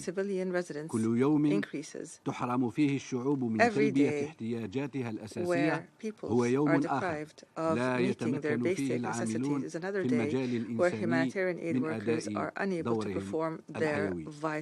هذا الوضع غير مستدام. السيد الرئيس، نحن نقف بحزم ضد أي إجراءات تنتهك قرارات مجلس الأمن، ونرفض أي خطوات تهدد الأمن الدولي، لكننا ندرك أيضا أن السلام لا يمكن تحقيقه من خلال العقوبات وحدها. إن هدفنا المشترك Our common objective remains the general nuclear disarmament in the Korean Peninsula in a complete, verifiable, and irreversible manner. However, these objectives must be achieved peacefully, and we must maintain dialogue as the primary tool towards that objective. We call all parties to avoid an escalation, to choose dialogue instead of confrontation, to choose diplomacy over saber-rattling, and to place the interests of their peoples first. And above all, the path ahead is clear. Despite all the difficulties there, it is the path that requires the courage to choose dialogue amidst tension. It requires patience when progress appears to be slow. It requires a commitment when obstacles seem insurmountable. However, this path is the only path to a permanent peace. The choice is ours. Let us choose peace over constant escalation. Tension is not inevitable, and peace is not out of reach. I thank you. I thank the representative of Algeria for their statement. I shall now make a statement in my capacity as the representative of the United Kingdom. I'd like to start by thanking ASG Chiari for his briefing today. The United Kingdom unequivocally condemns the DPRK's latest intercontinental ballistic missile launch. This was the longest launch ever conducted by the DPRK, lasting 86 minutes. This is yet another egregious violation of multiple UN Security Council resolutions. It shows that the DPRK continues to advance its illegal nuclear and ballistic weapons programs, posing a clear threat to global peace and security. In 2024 alone, the DPRK has recklessly launched 1 failed satellite, 2 intermediate-range ballistic missiles, and at least 36 short-range ballistic missiles.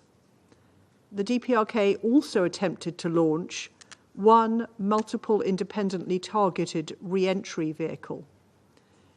Year by year, the DPRK flaunts its growing nuclear capabilities. Yet still, some Council members prevent us from speaking out with one voice. This strategy of silence has failed. It is time for us to act, to defend the global non-proliferation architecture, to uphold the Nuclear Non-Proliferation Treaty, and to deliver on the mandate of this Council to address the most pressing threats to peace and security. Colleagues, it is less than a week since we discussed the DPRK's flagrant violations of UN Security Council resolutions. The Russian Foreign Minister alarmingly said that, I quote, "Applying the term denuclearization to DPRK no longer makes any sense. This is off the table." End of quote. This statement of fiction, alongside Russia's veto of the 1718 Committee's panel of experts earlier this year, has emboldened the DPRK to continue its unlawful behaviour, knowing it has immunity from a permanent member of this Council. So, I call on Russia and all members of this Council to condemn this launch and restate their commitment to implementing all relevant Council resolutions. I urge the DPRK to abandon its illegal nuclear and ballistic weapons programs, which are diverting resources away from improving the lives of the DPRK's people. The UK is committed to securing peace on the Korean Peninsula. We call on the DPRK to take up repeated offers from the United States and the Republic of Korea towards dialogue. Diplomacy is the only route to sustained peace on the peninsula. I resume my function as President of the Council And I now give the floor to the representative of the Democratic People's Republic of Korea.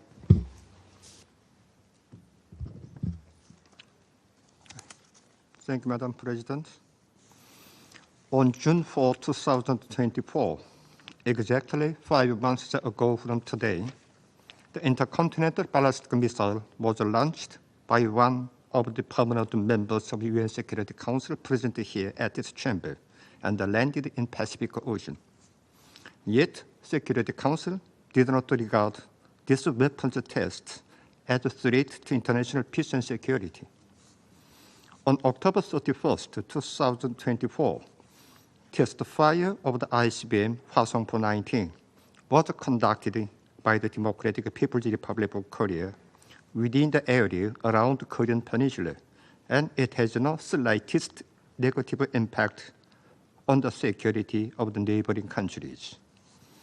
Notwithstanding this, UN Security Council, at the request of the United States, a perpetrator of a mentioned ICBM launched, and its satellite forces convened this meeting today to take issue with the DPRK's ICBM test fire.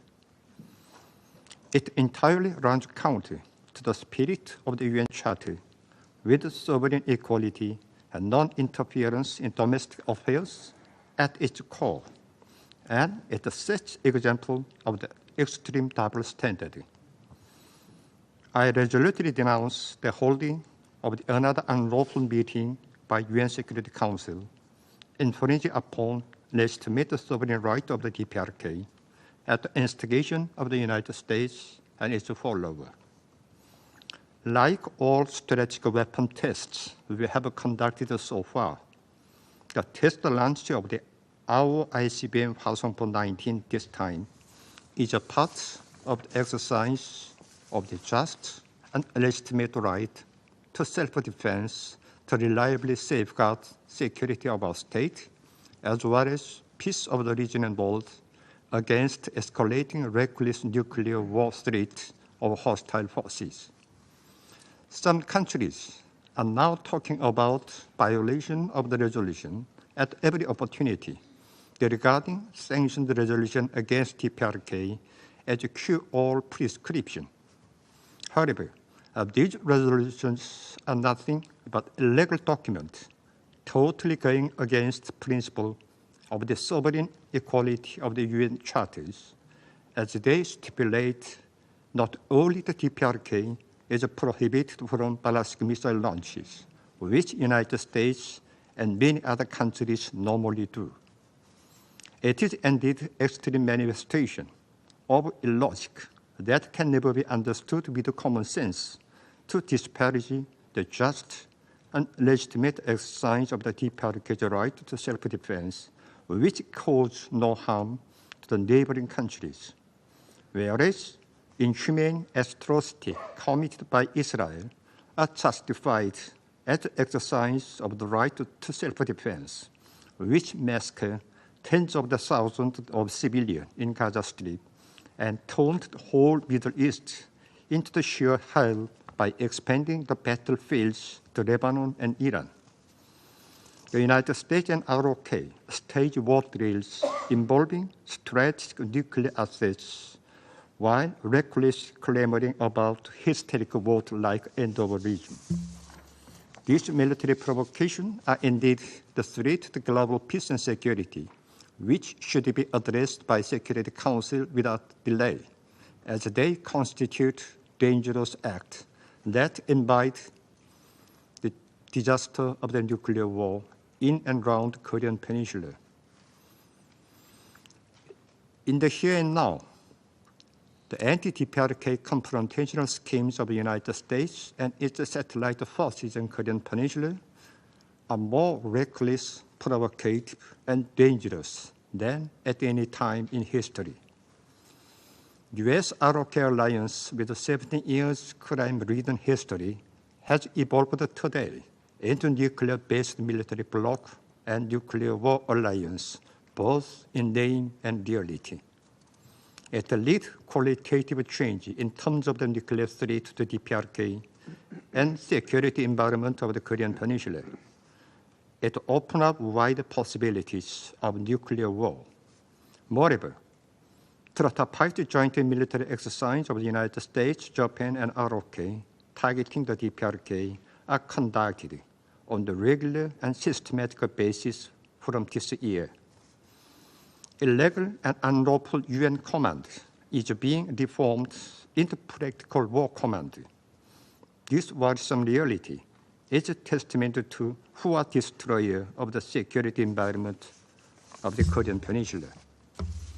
It is extreme double standard and blatant infringement on our national sovereignty and dignity to turn blind eye to excessive military maneuver of the countries hostile to DPRK, but instead make an issue of our just and legitimate exercise of the right to self-defense to deter them. The Comrade Kim Jong-un, President of State Affairs of DPRK, said that only the peace that can be defended by powerful strengths enough to control the enemy is reliable, secure, and durable peace, and herein lies the sure guarantee for peace and future of the DPRK and her people.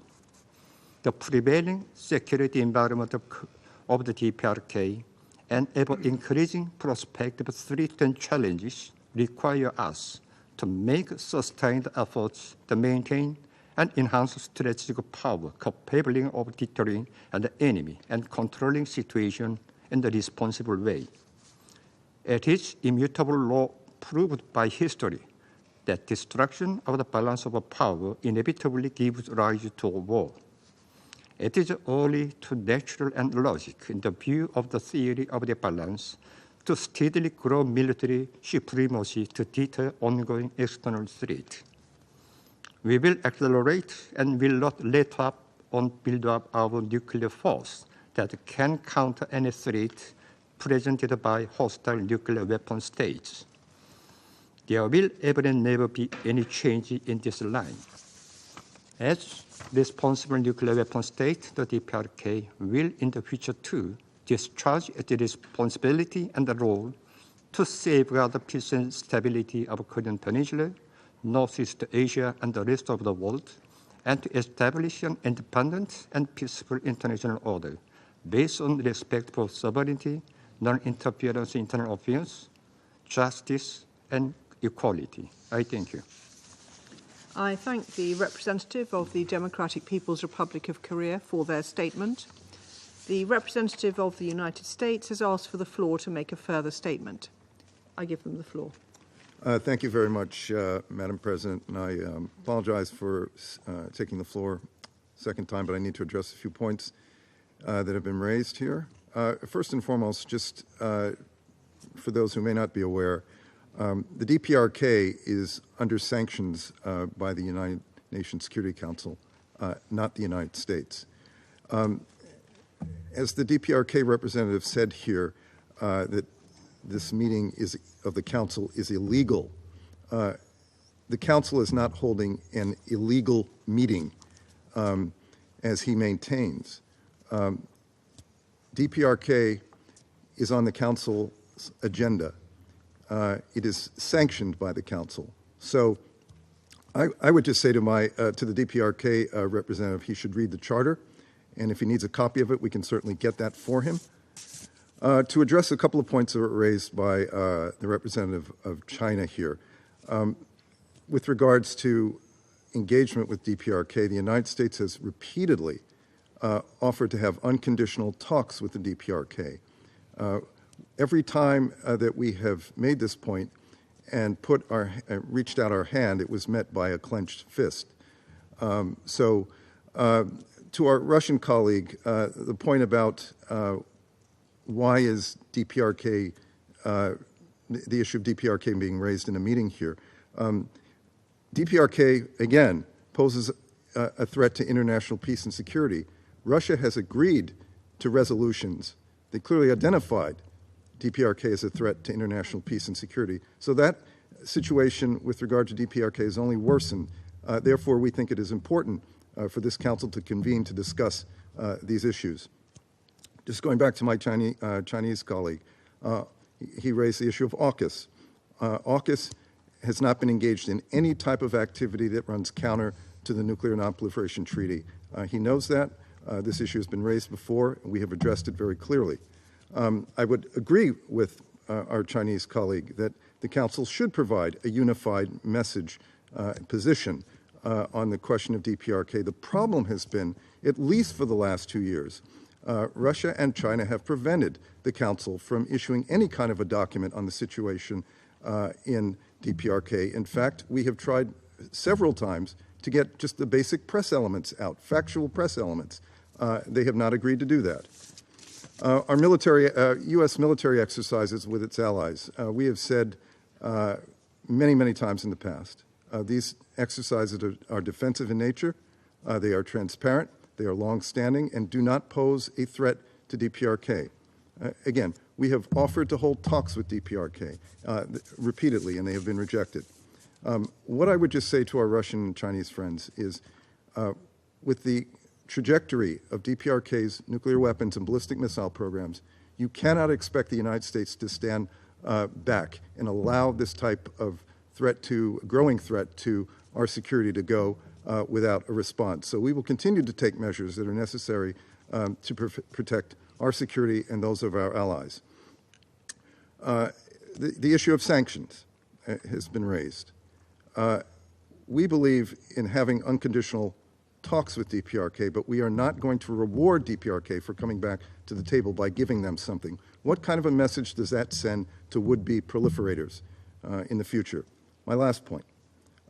Last week, and this was an issue that was just raised this morning by the representative of the Russian Federation, this issue about DPRK troops in Russia.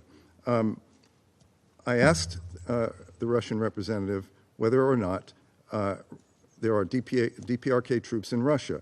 I did not receive a response at all. I asked the question again today only because it was raised by the representative of the Russian Federation. Are there DPRK troops in Russia? Thank you, Madam President. I thank the representative of the United States for their statement. The representative of China has asked for the floor to make a further statement. I give them the floor. Thank you, President. The Korean issue has been protracted for years, and the core is the conflict between the U.S. and DPRK. And the key to solving the problem lies in the hands of the U.S. In fact, the history of the years has given us ample reason to question whether or not the U.S. is intent sincerely on easing the tension on the peninsula. Or rather, it is rather intends to use it as an excuse to achieve its greater geopolitical aims. If the U.S. is sincerely wishing to break the deadlock that exists, it should know what it's supposed to do.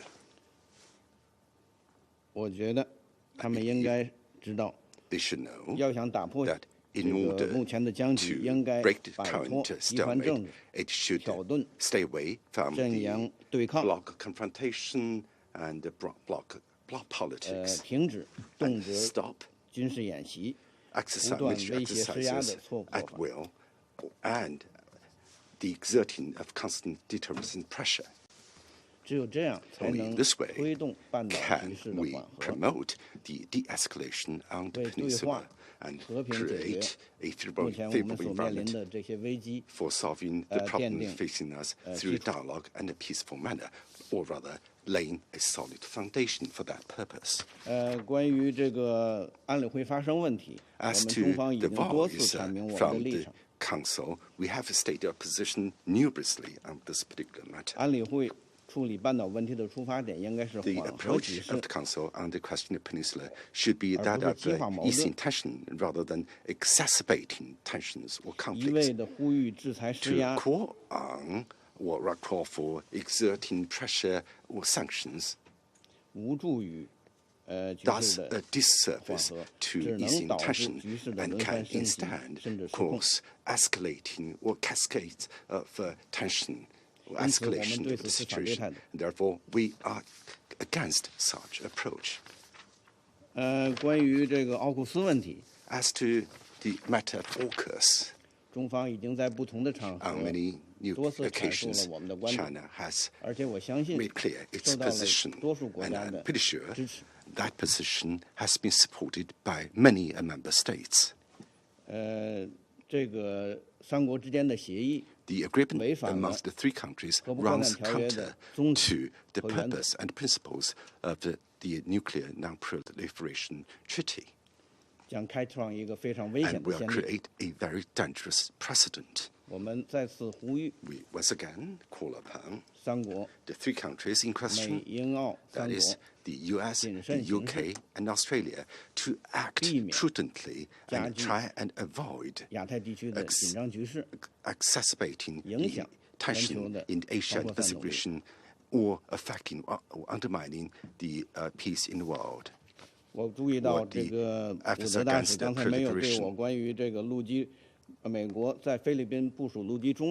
On the installment of land-based missiles in the Philippines by the U.S., I wish to respond to what was said by my U.S. colleague. I want to say that land-based missiles represent aggressive weapons and can cause easily strategic miscalculations and visibly increase anxiety or lack of security amongst countries in the region, and add to the regional arms race and military confrontation, and will eventually undermine the collective security interests of all countries, including the U.S. and its allies in the Asia-Pacific region. It is a hope that the U.S.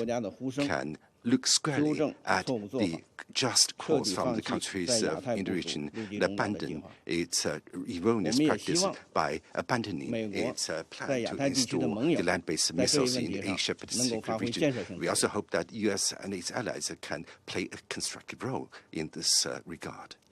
Thank you. I thank the representative of China for their statement. The representative of the Russian Federation has asked for the floor to make a further statement. I give them the floor.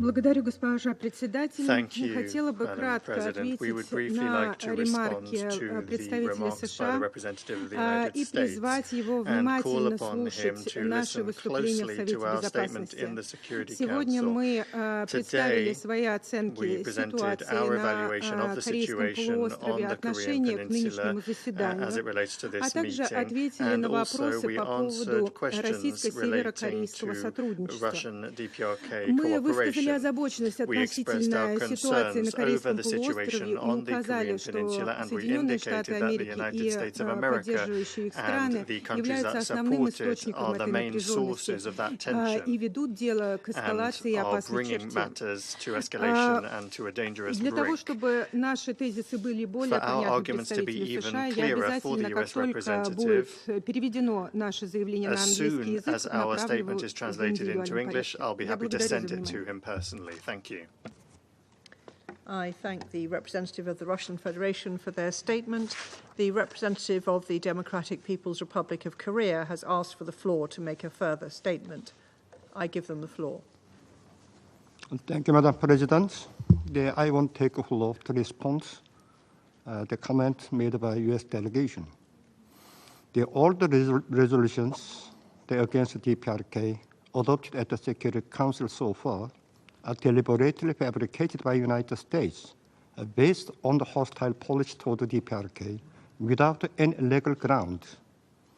Those resolutions are only the product of a hostile policy.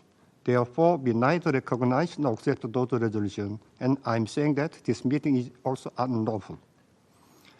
All the military action taken by DPRK, including the launch of the ICBM, its exercise of the legitimate and inalienable rights as a sovereign state to safeguard the sovereignty and national interest from nuclear threat from the United States. Today, the nuclear threat of the United States against the DPRK has already reached a critical point in terms of its scale and dangerous level. Actually, the landscape of security Korean Peninsula has come closer, ever more dangerous phase due to reckless joint military exercise of the United States and ROK, and the expansion military bloc led by the United States, and its evolution, nuclear-based military bloc in nature. Exactly, last year, United States framed up nuclear consultative group. Those mission is jointly plan, operate, and execute nuclear attack against DPRK. Evidence of this year, July, United States signed nuclear war program with ROK, the titled Guideline for Nuclear Deterrence and Nuclear Operation on Korean Peninsula, and adopted a memorandum of cooperation on the US, Japan, ROK, trilateral security cooperation framework. This year alone, United States and ROK conducted large-scale joint military drill against DPRK as much as 13 times with various code names like Ulchi Freedom Shield, Freedom Edge, Freedom Flag, Sangyeong, Combined Air Drill, etc. They mobilize all kinds of the sophisticated offensive weapon system. They by staging even nuclear war simulation drill against the DPRK. Furthermore, under the pretext of the strengthening alliance, United States constantly fabricate and expand political military bloc system one after another, like the Quad and Squid, like this. Due to reckless moves of the United States, current Korean peninsula situation is approaching to the brink of the war.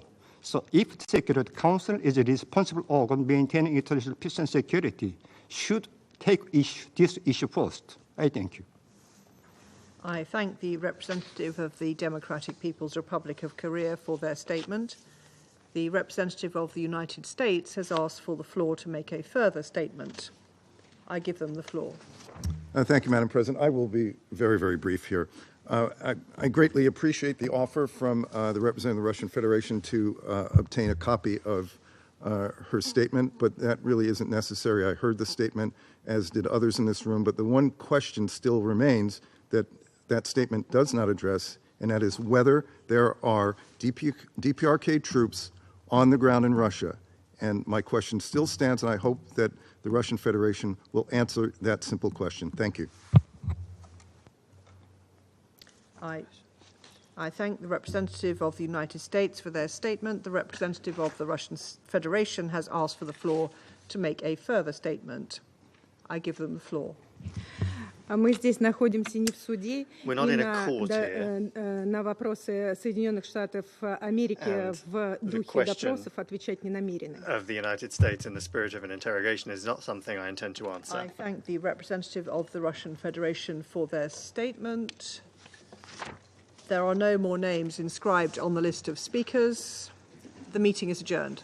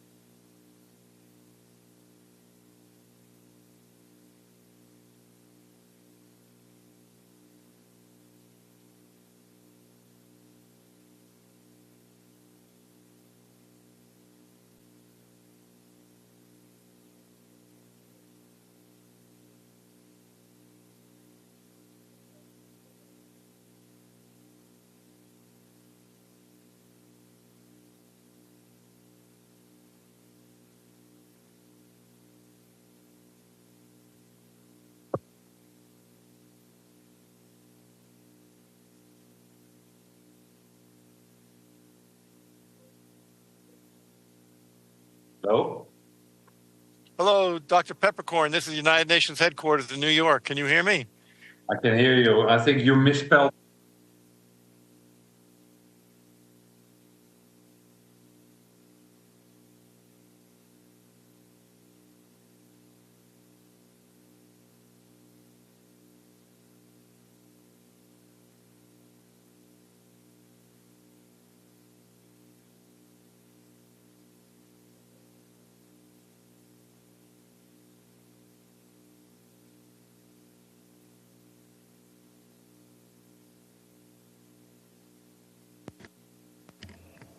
Okay.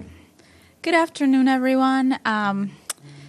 Thanks for coming today. We today are joined virtually from Gaza, if I'm not mistaken, by Dr. Rick Peppercorn, the representative of the World Health Organization there and for the West Bank and Gaza. And he's here to discuss the polio vaccination campaign over there. Dr. Peppercorn, thank you so much for joining us. Please go ahead, and then after your introductory remarks, we'll have some time for questions. Just to let you know, we are a little short on time, so make your questions quick and concise. Please, Doctor, go ahead. Thank you very much. So greetings from Gaza. From the WHO, I was in Deir Bala. I actually just returned from another mission to the north of Gaza. And I want to focus on two areas. So I will take some time because this is complex. I want to focus on the health in the north of Gaza and on the polio campaigns. I want to start with health overall. So in October, many WHO humanitarian missions to the north were cancelled or impeded. But over the last 3 weeks, WHO managed 7 missions to the north, 5 missions to specifically, and you saw it a lot in the news, Kamal Adwan, and yesterday also in Al-Ada hospitals. I participated in 4 of these missions. 2 other missions, large missions, were to Gaza City and their health facilities. So these, just to be specific, these WHO-led missions, what do? They deliver fuel, medical supplies, blood, some food and water for patients, etc., when we are facilitated. Sometimes we are not facilitated to do this. With our partners, PRCS and CADAS, we also internally medevaced 109 critical patients in this 5 missions, or the 7 missions specifically, and 111 caregivers to Shifa Medical Complex and to the south. We also facilitate emergency medical teams, the placement of them, support 2 of them whenever it's feasible, for example, this time to Shifa and Al-Ahli Hospital. We plan this week a large medevac outside Gaza for critical patients to go outside Gaza. Now, I just want to reflect something on the north specifically, and I'm reflecting to the mission I just came back from yesterday. It was to Kamal Adwan and Al-Ada. So despite the dire conditions, we managed in Kamal Adwan to deliver these medical and surgical supplies for 7,000 interventions and 150 units of blood, 20,000 liters of fuel, 60 boxes of food and water for patients and staff. And we transferred 25 patients and 37 companions. In 10 bombardments, very close to the hospital, and debris hit also the convoy, and no major damage. Shortly after the WHO missions left Kamal Adwan, and you must have heard this as well, it was reported the facility's 3rd floor was hit again, injuring 6 children and who were patients there, and 1 child with a sustained critical injury. If you look at the... Wait, I think we may have lost the connection for a second. Let's give it a moment.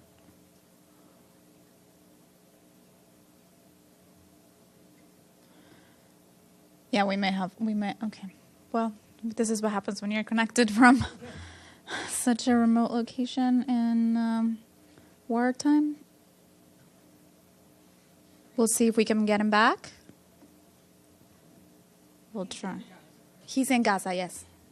Which would would explain the connection. Let's see if we can get him back.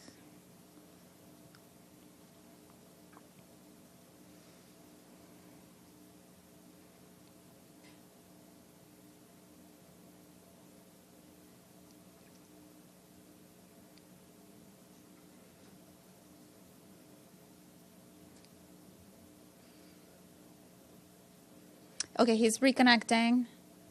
So he's trying again.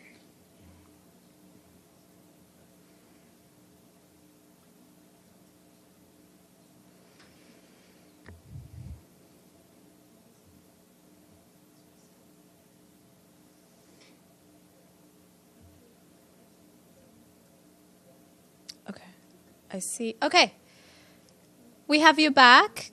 Wait, can we can't hear you. Hold on. I think you're muted. I think he's muted. Can you unmute your mic? Oh, there we go. Okay, great to have you back. I think you were talking about the medevac, the 7 missions, and then you were gonna go on. Okay, let me then, finish that. I just want to finish on Kamalat 1. So as the director, Dr. Hussam, I mean, clearly stated what is really needed is he needs emergency medical teams. He needs surgeons, orthopedic and vascular surgeons, because their emergency department is full of patients and they don't have a proper surgeons. 40 casualties at first count. What is, of course, what he also, and he made this plea very clearly to the international community. The first thing they want is protection.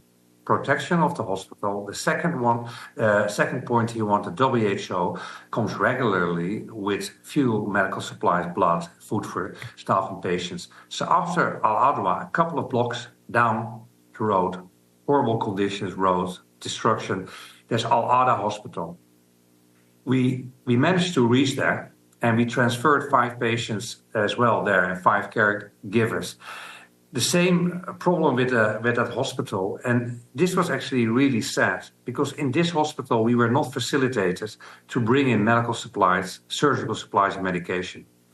We had the plans and everything was there that we would deliver 10,000 liters of fuel, deliver 30 boxes of food, medical supplies, etc. We were not facilitated nor allowed to bring that in. So this director, Dr. Mohammed, was desperate and disappointed as well. That we only could take out the agreed on critical patients and not bring anything. And I want to just stress how dramatic the situation in the north of Gaza, at least, is currently. There are 3 hospitals there, Kamalat 1, Al-Ada, Indonesian. Indonesian hospital is not functional anymore. Kamalat 1 and Al-Ada are minimal functional. Al-Ada is probably will be, if WHO plans another mission later this week, if you're not allowed, if you're not facilitated, that hospital will be very quickly out of service as well. So, again, we are ready. We need regular access, properly supported and facilitated. And I think also having been in this crisis now and working for 1 year and coming and going to Gaza, we sound like a broken record, 1 year in this crisis, and we should not. Let's switch to polio.